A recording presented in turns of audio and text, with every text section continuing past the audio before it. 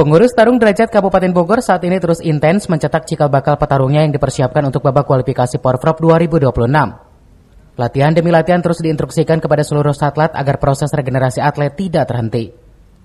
Sinergitas pelatih, pengurus, ofisial, dan atlet harus terus ditingkatkan agar prestasi cabang olahraga tarung derajat Kabupaten Bogor bisa lebih baik di perhelatan olahraga bergengsi setanah Pasundan nanti. Kita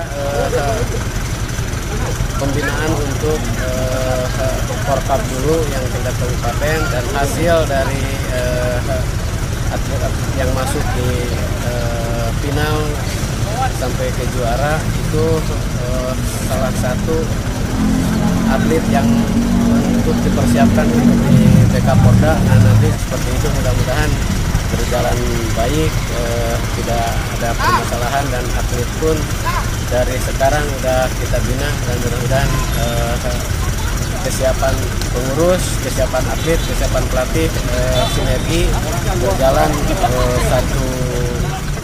sama-sama punya tujuan yang sama. Dari Kabupaten Bogor, Cevi Suryadi melaporkan.